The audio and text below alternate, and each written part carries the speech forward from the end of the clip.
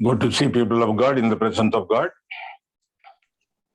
Praising God, I want to thank dear pastor and all of you for joining the Bible study. The topic for today is consolation. The disciples need a lot of consolation and comfort because Jesus is leaving for his own home. In Acts 1st chapter, verses from 9, I read, "Now when he had spoken these things, while they watched, he was taken up, and a cloud received him out of their sight. And while they looked steadfastly toward heaven, as he went up, behold, two men stood by them in white apparel, who also said, Men of Galilee, why do you stand gazing up into heaven? This same Jesus, who was taken up from you into heaven, will so come in like manner as you saw him go into heaven." The disciples, 9th verse, they watched. 10th verse, they looked steadfastly. 11th verse, they were gazing up. With a heavy heart, they looked at Jesus going toward heaven. They loved him so much. He loved them very much. And before he left, he called them my children. So with a very heavy heart, they were standing spellbound at their wits' end. What to do? Because to him it was a compelling departure. To them it was a confusing future. They left everything. They lost their business. And what sort of future they are going to have? So they were so much upset and so eager to see Jesus again. Then there was a consolation given to them by two men in white. They said, Men of Galilee, why do you stand gazing up into heaven? The same Jesus who was taken up from you into heaven will so come in like manner as you saw him go into heaven. He is going to come. That was a consolation. For some people, second coming of the Lord Jesus is a consolation. For some people, it is a condemnation. We are going to see it shortly in our Bible study. Some people say, we don't believe in the second coming. We don't believe at all. Everything is as it was before. They call themselves scholars of the Bible. But the Bible calls them scoffers. Where we read it? 2 Peter 3, verses from 3. Knowing this first, that scoffers will come in last days, walking according to their own lusts, and saying, where is the promise of his coming? For since the fathers fell asleep, all things continue as they were from the beginning of creation, etc. You can read the chapter later at home. You can understand what the scoffers, the so-called scholars, say about the second coming of our Lord Jesus Christ. The disciples were consoled by the two men in white. The Lord is going to come, certainly. Second coming is a very important subject in the Bible. There are 1,845 verses in the Bible related to the second coming of the Lord Jesus. 318 chapters deal with second coming, and 260 chapters in the New Testament talk about second coming. In the New Testament alone, every 25 verses, there is a second coming verse. The Bible Society, they compiled all the verses related to second coming, and they made a Bible and called it the Second Coming Bible. That much, the subject is very important. In my church in Bombay, I preached and taught about second coming 2 years, about 100 Bible studies I took. And all those things I'm going to condense into 45 minutes of Bible study. Is it possible? Is it possible? It is possible with Jesus. I can do these things with Christ who strengthens me. Second coming. In Greek, there are 3 words that explain about the coming of the Lord Jesus. The one word is parousia, which means a personal presence. Some people call it rapture. Then the second word is apocalypsis, which means revelation. The third word, Greek word, is epiphania, which means appearing. Some people talk about rapture. Some people insist on revelation. There is no need to explain all these things because personally I believe not prediction, but preparation for the second coming is very important. We should be careful about the preparation of coming of the Lord Jesus Christ. There are some wrong understandings, misunderstandings concerning the coming of the Lord Jesus. First comes from the Jewish culture. The Jewish people, they say even the first coming is not happened. For them, the first coming is the second coming. Even there are ladies waiting for Jesus to be born in their womb, from their womb. First coming, the Lord Jesus came as a slave. Second coming, the Lord is going to come as a sovereign. Jewish people, they deny the second coming of the Lord Jesus. They're waiting for the first coming of the Messiah. Then there is a funny interpretation. Some people believe at the time of conversion, Jesus coming into our heart, that is second coming. They say wrong. Second coming is very visible. Physically, the Lord will come. All will see him physically.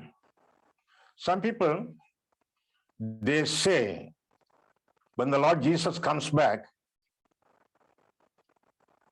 when a person dies, the Lord will come back to receive that soul. So receiving a dead person is a second coming. Funny. Then Jesus should come every now and then, no. Because people are dying. For every death, he has to come. Not possible. Then there is a teaching. On the day of Pentecost, the Spirit of God descended. That is the second coming of Jesus. They say, no. Jesus had to go up and the Spirit of God has to come down. Jesus ascends and the Holy Spirit descends. That's what the Bible says.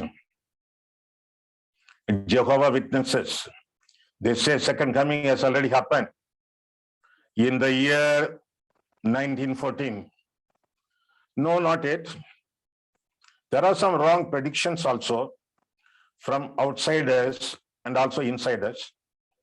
William Miller, an American person, he says, second coming has already happened in 1850. Our Lord, he said, in 1972, he has already come. Not yet come. His coming will be with the unexpected date, unexpected time. That's what the Bible says in Matthew 24, verse 36, and also Mark 13, verse 32. It will be unexpected. The coming of the Lord, the time and date, nobody knows except the Father in heaven, the Bible says. Then some group of people, a peculiar church, they say, we are the 144,000 people to be taken up at the time of second coming. 144,000 people. That particular church says, our members, our believers, we are the 144,000. Bible says that. Bible talks about 144,000, but not about those people. Where are they? In Revelation 7 and also Revelation 14. We see the 144,000. Shall we read it? I read it to you. Some verses I will read it to you because I feel them very important. Some you read it in your home. I will give you the references. You read it later because of want of time. Revelation 7. After these things I saw 4 angels standing at the 4 corners of earth, holding the 4 winds, no wind blowing, holding the 4 winds of the earth, that the wind should not blow on earth, on the sea, or on any tree. Then I saw another angel ascending from the east, having the seal of the living God, And he cried with a loud voice to the 4 angels to whom he was granted to harm the earth and the sea. 4th verse. And I heard the number of those who were sealed, 144,000 of all the tribes of the children of Israel were sealed. 144,000 Israelites sealed. From where the 144,000 came? 5. Verse 5. Of the tribe of Judah, 12,000 were sealed. Of the tribe of Reuben, 12,000 were sealed. Of the tribe of Gad, 12,000 were sealed, and so on. 12 tribes, each 12,000. 12 multiplied by 12,144. 1,000 of Israelites were sealed. The sealed people during the time of Antichrist, when there was no wind blowing. Men or women or children. 14th chapter, Revelation 14th chapter, we read about them. You will identify. Revelation 14th chapter. Then I looked, behold, a lamb standing on the Mount Zion, and with him 144,000, having his father's name written on their foreheads. 4th verse. These are the ones who were not defiled with women. That means men, for they are virgins. They are the ones who follow the Lamb wherever he goes. They were redeemed from among men, being first fruits to God and to the Lamb, etc. The Jewish people, during the reign of Antichrist, when there was no wind blowing, sealed men. They don't belong to any particular church. They are going to be sealed only during the time of Antichrist, not now. The 144,000 people are not now. They will be later. The Israelites, during the time of Antichrist, sealed men. Wrong interpretation. Wrongly people make their own doctrines. When the Lord Jesus is going to come, we already had the passage, and I will read to you Matthew 24th chapter, verse 36. But of that day and hour, no one knows, not even the angels of heaven, but my Father only. The Father only knows the date and time of the Lord Jesus coming. Jesus knows about it, his own coming. Mark 13 verses 32 onwards. Mark 13 verses 32 onwards.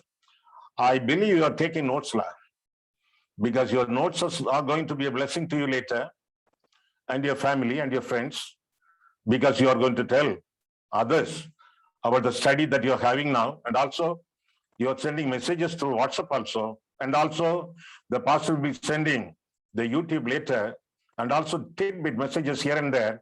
You are going to forward. Verse 32, Mark 13, 32. Mark 13, 32. But of that day and hour, no one knows, not even the angels in heaven, nor the Son. The Son is going to come. The Son of God, Jesus, is going to come. Even he doesn't know about his own coming, the date of his coming, but only the Father. How do we explain that? The Son doesn't know. Jesus says he knows now, because when he was alive and active on earth, Bible says in Philippians 2, he emptied himself. He emptied himself. He even emptied himself, his own knowledge, his own prophetic power for the 33.5 years. That time, during the time, even he doesn't know the God's Father's appointed time for his coming. The Father alone knows. Now Jesus knows? Yes. Jesus knows about his second coming. During those 33.5 years, he did not know about it. It was kept in secret, even for him, because he already emptied himself, became a human being. There are prophecies concerning the coming of the Lord Jesus. The Bible says in 2 Corinthians 13:1 and Matthew 18:16, any testimony can be proved by 2 or 3 witnesses. Only by 2 or 3 witnesses any truth can be taken into account. And we are not going to have just 2 or 3. We are going to have at least 7. At least 7.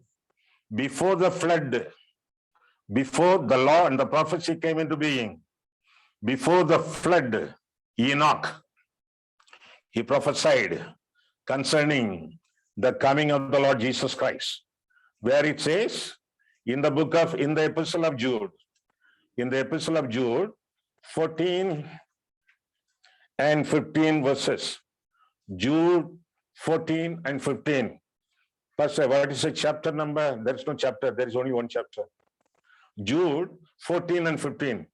Now Enoch, the 7th from Eden, prophesied about these men also, saying, behold, the Lord comes with 10,000s of his saints to execute judgment on all, to convict all who are ungodly, among them all their ungodly deeds, which they are committed in an ungodly way, and all of the harsh things which ungodly sinners have spoken against him.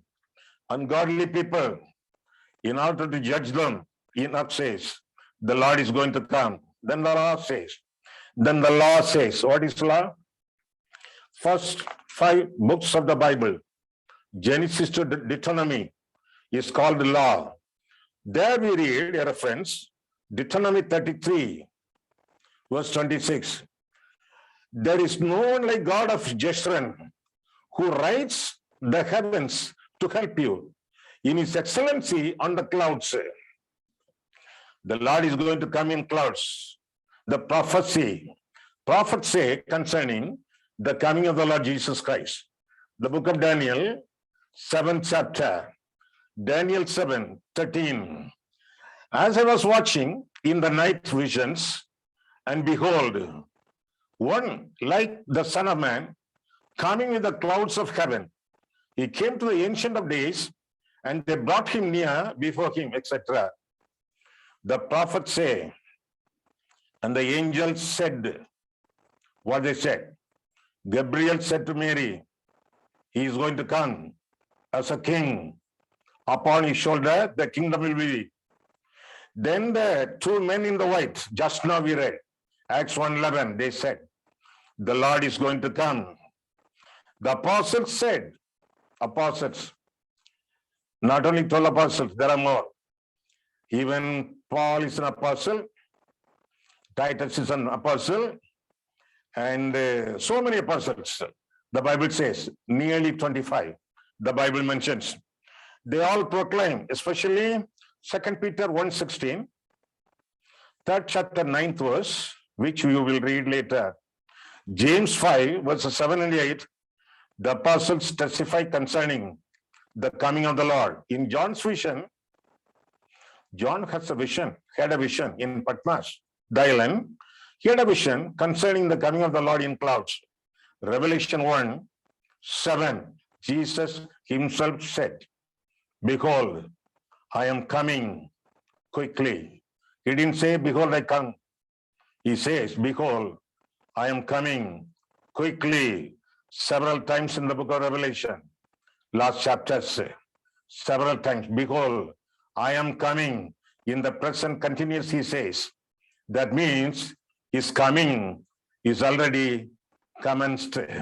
He is on the way, we can say. Coming has already commenced. The picture of his coming, it is very personal. Bodily, physically, he is coming. Visibly, that all people can see him, he is going to come. Revelation 1:7, in Matthew 24, verse 30, all those verses. Visibly he is coming in great power of God, and the glory of the Father. Matthew 16:27, he comes in his own glory also. Matthew 25, verse 31, 24, verse 30. In a very scary manner, in a very fearful manner, the Lord is going to come. Revelation 1:7, with flaming fire. The Lord is going to come in 2 Thessalonians, 1st chapter, 8th verse. Suddenly he is going to come. He is going to come. He is going to come with a shout of angel. 1 Thessalonians 16th verse. When he comes, where he will land, where he will town or Bombay, Goa, anywhere, he will come only up to the mid-air. We have to. The people who are ready to have him, receive him, they should fly toward the mid-air and see him, receive him, the Bible says. But in Zacharias 14th chapter 4th verse says, he will land at Mount Olives also. Mid-air, 1 Thessalonians 4. Mount Olives, Zacharias 14:4. Time. God only knows.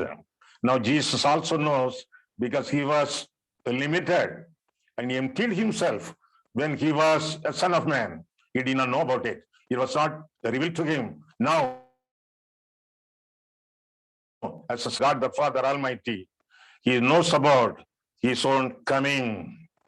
Signs. There are so many signs of his coming.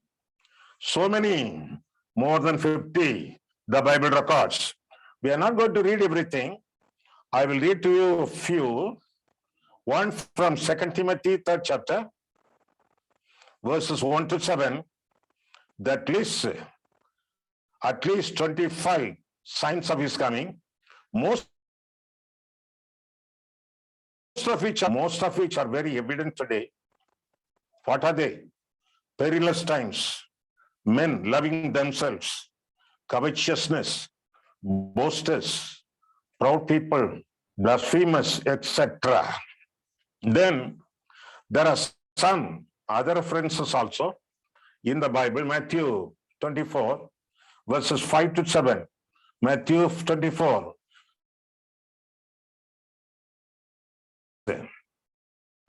False Christ, wars and war rumors, famines, and other signs include the destruction of Jerusalem, the completion of the church, the gospel preached to everywhere, and the coming of the Antichrist, etc. There are so many signs. I gave you the passages. Again, I want to tell you, we are not very much interested in the predictions keep coming. We should be interested, ready with preparations. That's what the Bible says. Now we are going to look at the purpose of the Lord Jesus coming. Sevenfold purpose I want to mention to you. Most of the references I will give you. Some I will read to you. Some I will paraphrase. But the references certainly I will give you. Number one, why the Lord is going to come. Number one, in order to give us the everlasting salvation. Everlasting salvation. We are saved now, justified by faith through the blood of Jesus Christ. Romans 5:1. Justification. We are justified by faith. That's what we call salvation of the soul. We are saved by grace through faith. The Bible says in Ephesians 2:6 onwards, justification. We can call it salvation of the soul. Secondly, there is a sanctification. We can call it salvation of mind. Mind being transformed every day. Sanctification is not a second experience. It is an every second experience. It's a process. It's a daily experience. It is a continuous experience. When we surrender our bodies as a living sacrifice and also commit our mind to be sanctified, the Spirit of God sanctifies us, sanctifies our mind. We are being transformed in our mind. Sanctification. We can call it salvation of the mind. Then, the everlasting salvation, glorification. We call it glorification. Romans 8:23. It is redemption of the body, Bible says. First of all, salvation of the soul. Secondly, salvation of the mind. Thirdly, salvation of the body, redemption of the body. Romans 8:26. Hebrews 9:28. The full salvation, complete salvation. The Bible says in Matthew 24:13, he who abides till the end will be saved. Till the end, abide. First of all, you accept the Lord Jesus. Secondly, you abide in the Lord Jesus. Then only you can await the Lord Jesus. Full salvation, complete salvation. Want to travel from Goa to Bombay by train, boarding the train at Madgaon, getting a ticket. You want a ticket, seated. The ticket checking inspector comes. Show your ticket. Okay, he goes. Then after a few stations, some other person comes. He also checks, counter check. Show the ticket. Okay, he goes. Then later, after several hours, a squad of ticket checking inspectors come. I don't know why. They come, they ask for your ticket. You show, okay, they go. Then you reach the destination, either at Dadar or at Vasai, you reach there. There also, at the destination, the angel will be there in white and white. Show me your ticket, you have to show. You cannot simply say, I already bought a ticket. Because I bought a travel by the train, I threw it through the window. Cannot say that. You have to keep it. You have to keep the salvation experience till the last day of your life. Till the last day of your life, then only the complete salvation, everlasting salvation will be yours. The Lord Jesus will be glorified with you. 2 Thessalonians, 1st chapter, verses 7 to 10. Secondly, first of all, everlasting salvation. The second purpose is eradication of evil. Eradication of evil, because the world is sold in the hands of the devil. He became the God of the age. Lot of evil going around us. Matthew 3 verse 12. Lot of evil going around us. In order to eradicate, remove all the evil, the Lord has to come, and he will come. 2 Thessalonians, as I refer to the Bible, I hope you're also referring, isn't it? You have your own Bible? 2 Thessalonians 1, verses 8 and 9. In flaming fire, taking vengeance of those who do not know God and those who do not obey the gospel of our Lord Jesus Christ, these shall be punished with everlasting destruction from the presence of the Lord and from the glory of his power. Eradication of the evil and also the evil ones. 2 Thessalonians 2:8 again. 2:8, second chapter, 8th verse. And then the lawless one will be revealed. Who is that fellow? Antichrist, whom the Lord will consume with the breath of his mouth, destroy with the brightness of his coming. So the Antichrist and his followers, they will be removed from the earth. Eradication of the evil, because the Lord is going to come to judge the quick and the dead. What is the meaning of quick and the dead? The living ones and also the dead ones. Third, first, everlasting salvation. Second, eradication of the evil. Third, expectation of the creation. Expectation of the creation. Not only the creature, not only we who are created, but also the entire creation is expecting for the Lord to be revealed in his glory, because creation is much spoiled by the demonic forces. So the Lord has to come back. Where we read about the expectation of the creation, Romans 8 chapter, Romans 8, we will read from, I flip through the pages very slowly so that you can also find out the page in your Bible. Romans 8, verses from 18 onwards. Romans 8, 18 onwards. For I consider the sufferings of the present time are not worthy to be compared with the glory which shall be revealed in us. 19.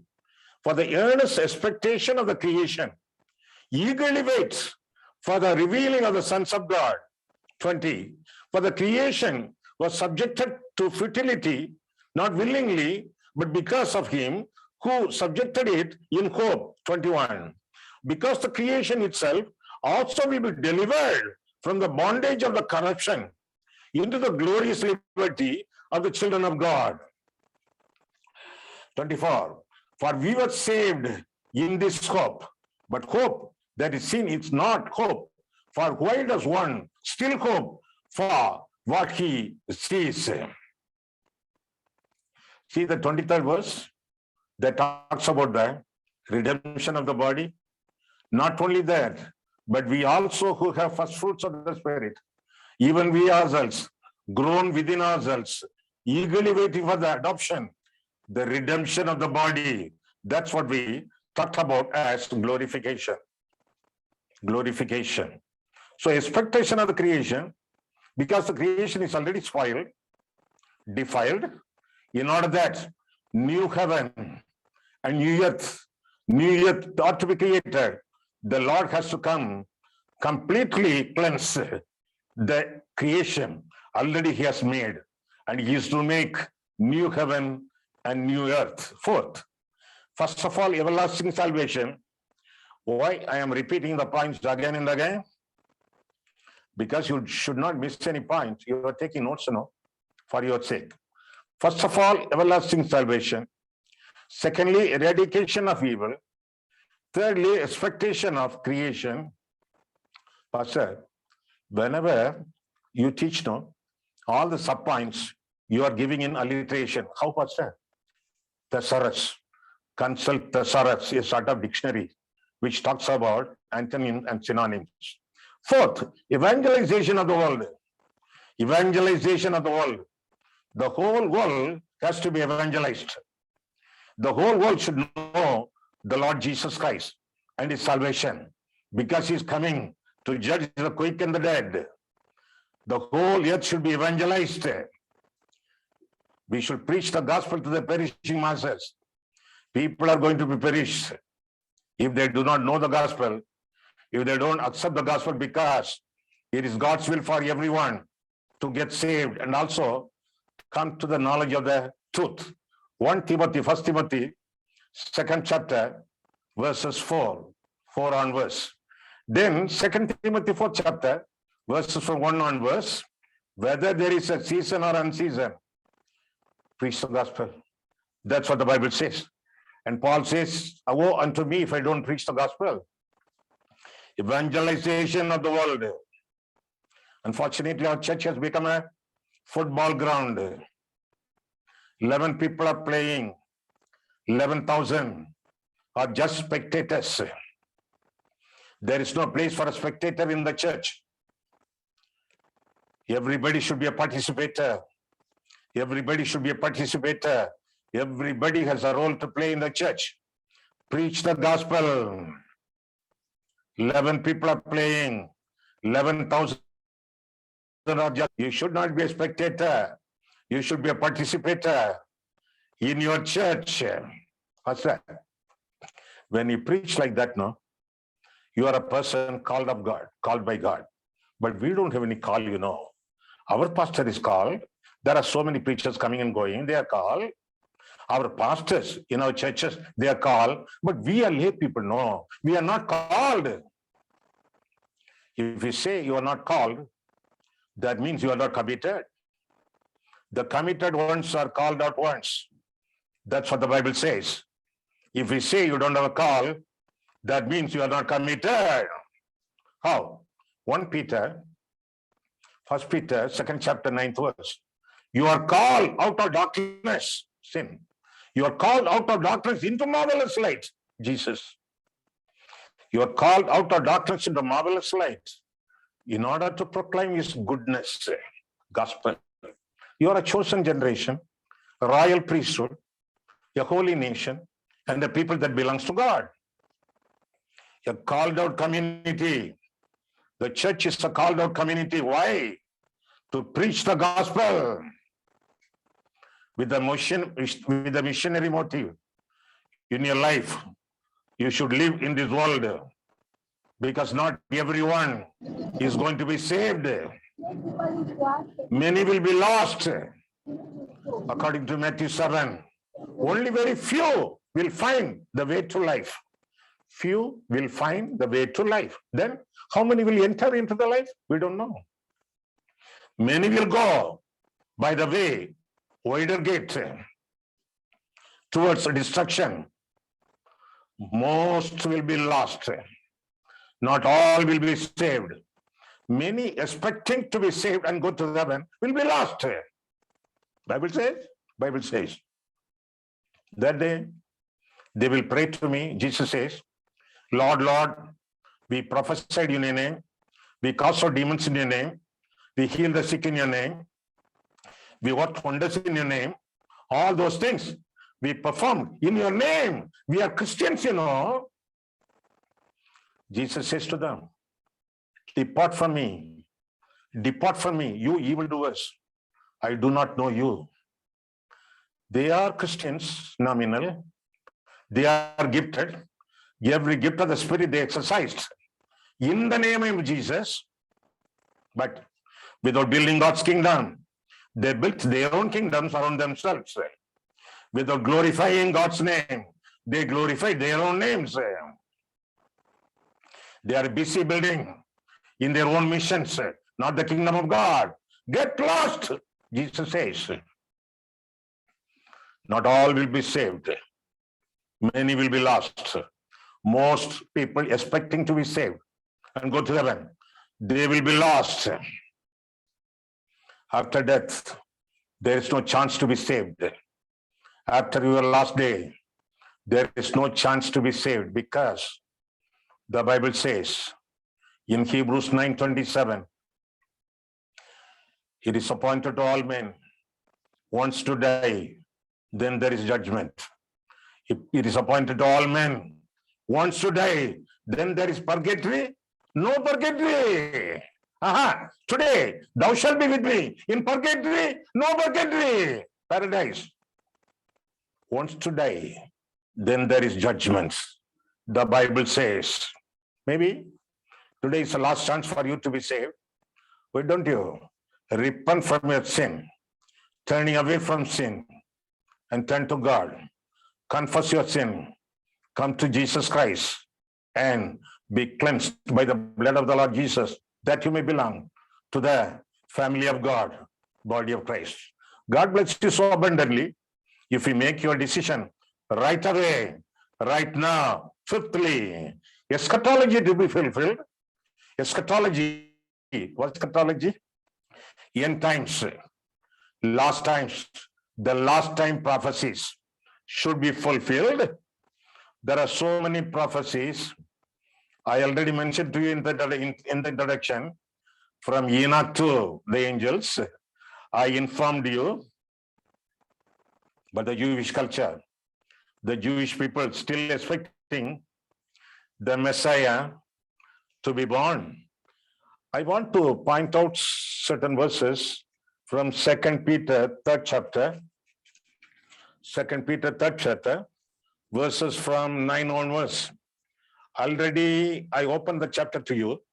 Now from 9 onwards, 2 Peter 3, verse 9. Is it very boring to you? Blessing to you. Verse 9 onwards. 2 Peter 3, verses 9. The Lord is not slack concerning his promise, as some count slackness, but is long-suffering, patience toward us, not willing that anyone should perish, but all should come to repentance. Jesus is waiting for everyone to come to the saving knowledge of Jesus Christ. Come to repentance. Repented. If you have not repented so far, ask the Lord to grant you the gift of repentance, which he has done in the past in the family of Cornelius. Acts 11 verses 19 onwards. The Lord granted gift of repentance to the Cornelius household. That's what the Bible says. So, if you are not able to repent from sin and return to the Lord Jesus, kindly ask Jesus to grant you repentance. It will be granted to you. What is the meaning of granted? Granted means graciously gifted. Graciously, the Lord will give to you the gift of repentance. Sixthly, eternal joy and rest. Why the Lord should come? First, everlasting salvation to provide to you, eradicating the evil from the world, expectation of the creation for the new heaven and new earth to be formed, then evangelization of the world, and eschatology to be fulfilled. Then sixthly, eternal joy and rest. In order to give us eternal joy, we are joyful now because the Bible repeatedly commands, rejoice in the Lord always. Paul sitting in the Philippian jail, chained, he says, I am an ambassador in chains, suffering a lot. He says, rejoice in the Lord. The word joy, rejoice, appears in the letter to the Philippians more than 35 times. A person suffering in jail, he says, rejoice. But the real rejoicing, the perfect rejoicing, the complete rejoicing and rest comes later, after the coming of the Lord Jesus. We will be eternally dwelling with the Lord Jesus. There we will have eternal rest and rejoicing. The whole chapter of Hebrews 4, homework. I give you, read it later. Rejoicing for the saints. Who are the saints? Very holy people are. Saints means the sanctified ones, the separated ones. They will rejoice in the Lord. At the time of his appearing, and after getting into heaven, the Bible says in Revelation 7, verses 13 till 17, there is no cry, there is no tears, there is no hunger. Everything will be full, complete, perfect. We will be extremely happy because Jesus is going to receive us unto himself. He is making a mansion for each one of us. To who? The believers, the born again ones. They will eternally rejoicing with the Lord God. Hebrews 4 chapter 8 verse. 2 Corinthians 4 chapter 17th verse. 2 Corinthians 4 chapter 17th verse. Eternal joy and rest. One more thing I want to say to you, exaltation of the Lord. The Lord will be exalted. Revelation 11:15, Philippians 2. Let's refer Philippians 2nd chapter. There, how the Lord is exalted. We read about it. Philippians 2, verses from 9. Therefore, God also has highly exalted him and given him the name which is above every name, that at the name of Jesus, every knee should bow, of those in heaven and those on earth and of those under the earth, and that every tongue should confess that Jesus Christ is Lord, to the glory of God, the Father, etc. The Lord will be exalted. He will be exalted. And Isaiah 25, verses 8 and 9, the Lord will be exalted. Revelation 19, verses 1 to 7, he will be exalted. Everything will be under his control. He will be the governor. He will be King of kings, Lord of lords. If he sees the Lord of all in your life, if he is your Savior, I know that, have you surrendered yourself to the Lordship of Jesus Christ? He is the Lord of all. If he is not Lord of all, he is not Lord at all. Surrender yourself to the complete Lordship of Jesus Christ. He is exalted. Someday you will be exalted also, because you're a believer. As a believer, you and me, do you know? We do. And you are thinking you are sitting now in your house, in your church. You are seated in the heavenly places together with our Lord Jesus right now. Do you know that? Double identity you have. Number one, you are sitting in Goa. Number two, you are sitting in heaven. Where? Ephesians 2nd chapter, verses 6 and 9.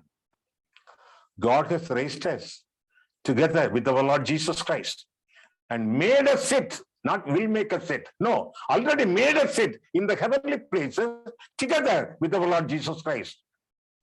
Such a glory God has given us when we are saved by the grace of God, right in this world. Later, in position, we are in the heavenly places. In the presence of God, we will be someday with the Lord God. Then with regard to God, what is the meaning of second coming? With regard to God, God will be glorified. With regard to the church, the dead in Christ will rise. The dead in Christ and also the believers alive, they will meet together and enjoy. Somebody lost, somebody departed from you.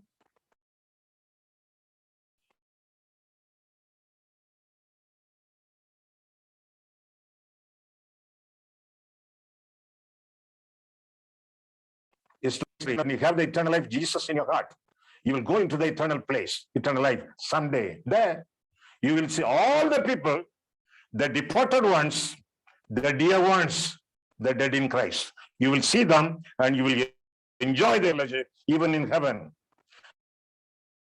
The living believers and the dead believers, they will be together and judgment will follow. Judgment will follow in the life and we will enjoy God's presence in heaven also, the Bible says. Rewards will be given. Rewards will be given according to the deeds of the people, deeds of the believers. The Bible says in Revelation 22, verse 12 onwards. And we will reign with the Lord Jesus permanently, eternally. Revelation 20, verse 4. To Israelites, what will happen to the Israelites? The 12 tribes, according to the Bible, the people who will not be able to believe in Jesus, they will be put to shame. And the 12 tribes, ultimately, they will be reunited. They will be reunited according to the word. Ezekiel 37 chapter, the Bible says, the other people, unbelievers, the nations, they will mourn and they will meet with great white throne. The Bible says in Revelation 1:7 and also 20th chapter. What about Satan? Satan, Antichrist, and the false prophet, the trinity of evil, they will cast in fire, thrown in the lake of fire. The Bible says, you and me, believers who accept the Lord Jesus Christ as personal Savior, we will be rejoicing eternally together with our Lord Jesus Christ. Are you ready? Are you ready for the second coming of the Lord Jesus Christ? Are you ignorant about it? Or indolent about it? Or indifferent about it? Ignorant about second coming, indolent, lazy about second coming, and indifferent about second coming. Be careful. Be watchful. Ready for the last moment by being ready every moment. Once I was traveling from Madras to Bombay, there was a person sitting in front of me reading the Bible. When I looked at the Bible, I wanted to know which language he was speaking. I thought he was a Tamilian, but he looked differently. When I looked into the Bible, the language was different. I was not able to recognize the language in the Bible. It was like something I was not able to read it because I thought it was Malayalam or Telugu or Candies. It was like a smashed jalebi like thing. The letters are. And I looked at him for a long time, waiting to talk to him. And after reading the Bible, he looked at me. When he looked at me, he simply touched his badge. When he looked at the badge, there was a badge around, small one. There was a picture. I was not able to see the picture properly. It looked like two question marks. But it should not be question marks, no. There should be some picture. So I asked him, sir, I know that you are a Christian. I waited for you to complete reading the Bible, but I saw a picture on your badge, what it is. He asked me two questions. He asked me, are you born again? Yes, I am a pastor, I am born again. Then he said, will you go to heaven if you die tonight? I said, yes, by the grace of God. These are the two questions. These are the two question marks. I belong to a mission called Evangelism Explosion. They gave me this badge, two questions. Whenever people enter me, looking at the badge, I ask them these two questions. Are you born again? Will you go to heaven tonight? If they struggle to answer the question, I share with them the gospel of Christ and send them the benediction and the blessing. Like that, I'm involved in soul winning. Shall we close today's Bible study with these two questions? Number one, are you born again? Number two, if you die tonight, will you get to heaven? You should be able to answer these questions before you go to bed. The Lord will enable you to answer the question. Shall I answer those questions? If you repent from your sin, receive the Lord Jesus as your personal Savior, you can rejoice in Him, saying, you are born again, I am born again. Then, when you close your eyes, you can see heaven right now, in the presence of God. You will enjoy the Lord Jesus Christ in your presence right away. Someday, when you die, when you depart from this world, you will reach heaven because you are already in the heavenly places right now. God bless you. Shall we close our eyes and cling to the Lord? Loving Lord, our Heavenly Father, we thank you, Lord, for the time of fellowship in the body of Christ. Thank you, Lord, for teaching us the word of God about the second coming of the Lord Jesus Christ. And we are told that we should be ready for the last moment by being ready every moment. Help us, Lord, repent from our sin and receive you. Abide in you to live a holy life, honest life, humble before you and before the body of Christ, and also live not only heaven-oriented, but also harvest-oriented. Bless each one of us. We want to enjoy the joy of the Lord always in our life. Lord, bless each one of us and send us with your benediction. We pray in Jesus' name. Amen.